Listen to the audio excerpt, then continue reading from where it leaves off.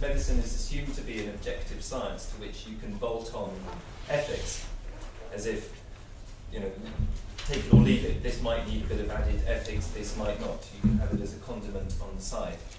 Whereas I actually believe that medicine is a moral practice, and you cannot bolt a bit of ethics on the side, which is not that I don't believe you should have any ethics teaching, because I think you need this conceptual, structural scaffolding. If you look up structural, I'll pick this up on Wikipedia, it's a nice description of the kind of framework that you need to fall back on, but you still need to maintain your scaffolding, you still need to kind of keep the moral masonry repaired as you continue through your medical career. So I'm going to talk, I'll be quite brief without any slides, about a paper that I've written called Power, Prejudice and Professionalism, Fat Politics and Medical Education. And the reason I've called it this is because I think we have concepts of the good doctor, what it means to be a doctor who is good. There's I have a poster downstairs about it. We have concepts of professionalism, and we have concepts of ethics. So what is it to be professional, ethical, and a good doctor? And these things overlap considerably. They're not exactly the same thing, but they overlap to such a huge extent that it becomes rather dangerous and, in my mind, confusing to have separate courses on ethics, professionalism, and being a good doctor, and then medicine as yet another thing. Like, I think it's possible to integrate these things, and the reason I'll explain. So the Royal College of Physicians did a report in 2005 that described professionalism as a set of values, behaviours and relationships that underpin the trust the public has in the profession. So it is about how you behave, not just how you think. It is about relationships, and it is about the public. Okay, those, I'll come back to those, but those are really, really important. In a review of medical ethics teaching in 2010, there was a consensus that the ultimate goal of medical ethics, and indeed of medical education as a whole, is to create good doctors. Doctors who are good. Not just doctors who are competent, but doctors who are also good. And the British Medical Association, the Royal College of Physicians followed up their 2005 report with an updated one on professionalism, which says we call on all doctors to recognise that medical professionalism in a changing world looks beyond the boundaries of medicine. So almost everything I've heard and read about medical ethics and professionalism is very inward looking. It's what do we medical students, professionals in this room think about us, ourselves and our colleagues. We're not really engaging with patients and what they think. And this inward looking, sort of navel gazing, introspective view of professionalism and the good doctor is not good for the profession. So what does fat politics have to do with this? Well, Donald Shern, the Grand Master of reflective practice, described the difference between the hard, rational, high place where we look down on the swampy lowlands of actual practice. And if you've ever read any journals of medical ethics, or if you know anybody who's a professor of medical ethics, most of their time is spent on the high, hard ground of ethical policy, rather than, if you read stuff by Charlotte Rees and Louise Montreux about the ethical dilemmas that practicing clinicians and medical students have, which is very much the swampy lowlands, and it's not very sexy stuff, and it won't get you professorial jobs in ethics, because ethics has become completely divorced from the practices of being a good doctor. So fat politics is a term coined by sociologists looking at fat and obesity. So I make no apologies for using fat, because it's used within that particular context. But the reason it's interesting to view ethics and the good doctor is because we've all got pretty strong attitudes towards fat people. There are enormous numbers of studies that have looked at almost every member of the medical profession, whether you're a dietitian, you work in a bariatric surgical clinic, you're a psychiatrist looking after eating disorders, or you're a surgeon, they all hate fat people. They're all highly prejudiced, and the commonest form of derogatory humour used by doctors and medical students and witnessed by doctors and medical students is that directed at fat and overweight patients. You just can't get away from it. We are very fattest as a society and as doctors. And it's important to recognise it's as a society and as doctors.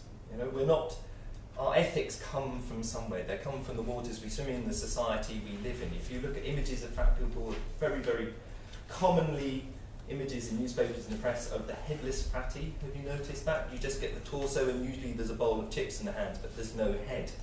When I give this talk to my students, I have a series of slides showing the headless fatties just taken from Google images. So if you were just to Google obesity, you would find this phenomenon of the headless fatty usually holding chips in one hand and a can of Coke or a smoothie or whatever in the other hand. So that's one reason why we're fattest. Another one is if you look particularly at medical students and doctors' relationship with people who are fat and overweight, to one extent they make their job more difficult. The drugs that we're given to treat obesity are full of nasty side effects, they're very poorly tolerated, and they're normally removed from being legally prescribable because of the dangerous side effects which are subsequently found out to have. Access to effective interventions is exceedingly limited, so doctors feel helpless, and that feeling of helplessness they project onto their patients. Another reason why doctors and medical students in particular are fattest is because the qualities and the virtues, values needed to get into medical school are indoctrinated from a very young age. You have to be self-disciplined, self-motivated, you have to deprive yourself of certain things, you have to work hard, and when you see these values and virtues not present in someone, or you assume them to be not present because they are overweight. So there's a famous case of the fattest professor in the States who said, I won't have any fat PhD students because they obviously haven't got enough self-discipline to do a PhD with me. And he said this on Twitter and was subsequently lost his post. But people think like that. And you can just hang around medical students and doctors to realise they think like this. So my proposal, or the way that I teach ethics, is really to introduce images and reasons why we might be fattists. And to get students to think about that. So first of all, it's examining our own values, but in a way that's very visual, very easy to relate to. And what you get with this, Ned Peel, who talks about values-based practice, is often dissensus. It's like a range of opinions that people feel very strongly, and you will have argument and disagreement in the room, and that's good, because we're not trying to create sort of moral molds of every doctor the same, but rather we're trying to reveal the fact that we come laden with our own values. And that's what makes us ethical doctors. We are not objective scientist doctors going in with no values at all, but we're deeply value laden. So that would be my starting point for using obesity as a way to teach it. Another thing that's important is to bring in the issues of power and politics. So one of the Apostolidou, who is a sociologist, writes about fat. She describes there are two choices given to fat people, the irrational and the immoral. The irrational, you know it's bad to eat too much and not do too much exercise, and yet you still do it. The immoral, it's your fault that the NHS can't cope and that the economy is under strain and there's all this sick debt. So, and doctors, and when you look at doctors' narratives about talking about fat people, they use exactly the same language, but they remoralise it because of medicalisation. So medicalisation says, we know it's bad because actually it's associated with all these diseases. So they confuse the moral and the biological. And this kind of discourse you can associate with Foucault, who talks about governmentality and technologies of the self.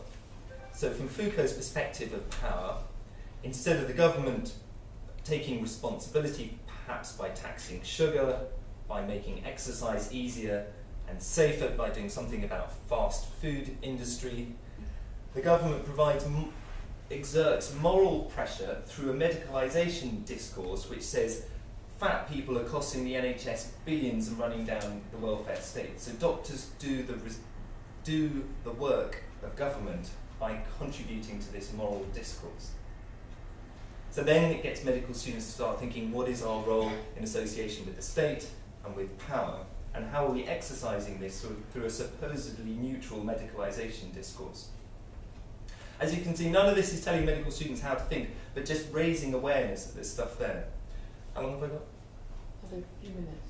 Okay, 2. 4 minutes. Oh, 4, okay. So what do we do about this? So it's fine to raise, so you've got all these ideas and emotions in this room, a lot of new things for medical students. Donato has did her PhD on medical students' conceptions of power. It's brilliant. It's quite unique. I don't know anybody else who's really looked at how medical students perceive power. But accepting those who have a background in the humanities, the majority of medical students and doctors conceive power to be something that happens between a doctor and a patient in a consultation. And the way that you empower a patient is by dumping loads more information on them, or perhaps if you're a bit more sophisticated than that, by shared decision making, or perhaps a dialogical conversation where new ideas and power is shared between the two of you. But they don't really conceive as power as being something structural. Power is something you have because of the relationships you have, the amount of money that you have, the place that you live, the colour of your skin, your gender, your size. Take TV programs about weight loss programs. Every single culture in the world has got name, shame, abuse fat people, but they're all poor fat people. You don't get rich fat people going onto these programs. It's also about poverty, and almost always women as well, so it's about gender. Anyway, I was going to tell you what we can do. So the first thing to do is to look out. Okay, instead of gazing in at the profession, instead of just speaking to patients for whom fatness is already medicalised and moralised, we need to engage with social media, with blogs. There's a fantastic blog written by patients who've been shamed by health professionals. And it doesn't say, I hate medical professionals, they're all nasty, they're all shit. They're like, well, come on, guys, think about it. This is what it's like being fat. It's really, really good. I can give you the link later. Have a look at images of the way that people are portrayed that are fat. Why are they overwhelmingly poor women dressed up in tracksuits with bags of chips and ads? Why is that? Is fat as unhealthy as we're led to believe? Research came out last week saying it's better to be fat and fit than thin and smoking, or thin and unfit and inactive. So inactivity is perhaps more important. Why do we automatically make all these assumptions? So one thing is to encourage and show students to engage with blogs, social media, and other people writing about other types of fatness, where fat is beautiful, fat is exciting, fat is exotic, fat is feminist, fat is cultural, fat is something other than a medical thing.